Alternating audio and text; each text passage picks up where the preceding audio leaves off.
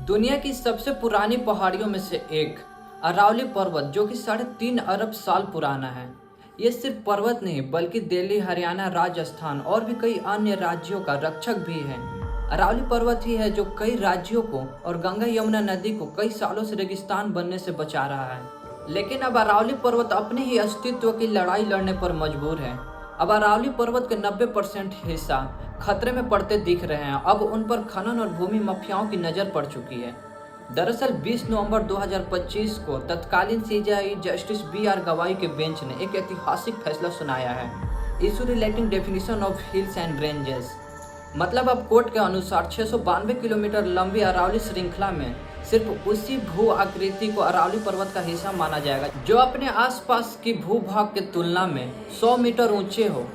आपकी जानकारी के लिए बता दूं कि फॉरेस्ट सर्वे ऑफ इंडिया की 2010 की रिपोर्ट बताती है अरावली पर्वत में कुल 12,081 पहाड़ हैं, जिनमें से सिर्फ 1,048 पहाड़ 100 मीटर से ऊंचे हैं। मतलब अब अरावली पर्वत का 90% हिस्सा को अरावली का हिस्सा ही नहीं माना जाएगा। तो अब कानूनी तौर से अरावली पर्वत को मिला प्रोटेक्शन इन पर लागू ही नहीं होगा। एक तो पहले से ही अरावली में गैर कानूनी तरीके से अवैध खनन हो रहा था। FSI की 2010 की रिपोर्ट बताती है कि अरावली में राजस्थान और हरियाणा के सीमा पर 3200 जगहों पर अवैध खनन चल रहे थे। राजस्थान की 128 पहाड़ियों में से 34 पहाड़ियों को खोदकर समतल कर दिया गया, नक्शे से उनका नामो निशान मिटा दिया गया था, जिसके वजह से हरियाणा के 3.6 लाख हेक्टेयर जमीन रेगिस्तान में तब्दील हो गया था। जब गैर कानूनी तरीके से ये हाल था तो अब तो 90% हिस्सा को कोई कानूनी प्रोटेक्शन ही नहीं मिलेगा।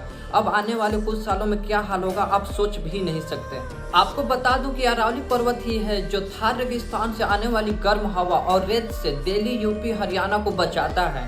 दिल्ली एक तो पहले से ही दुनिया का मोस्ट पोल्यूटेड सिटी बन गया है। अब आने वाले कुछ सालों में क्या हाल होगा आप सोच भी नहीं सकते। राजस्थान, दिल्ली, हरियाणा, यूपी और सेंट्रल में किसकी गवर्नमेंट है ये तो सबको पता है। लोगों से बस धर्म के नाम पर वोट लेकर नदी, पहाड़, जंगल, पेड़ पौधे सब काटे और बेचे जा रहे हैं। अब तो अरावली पर्वत भी खनन माफियाओं के हाथ लगने वाला है। इसका पूरा जिम्मेदार कोर्ट का स्टंप और भ्रष्टाचार गवर्नमेंट का चुप्पी है।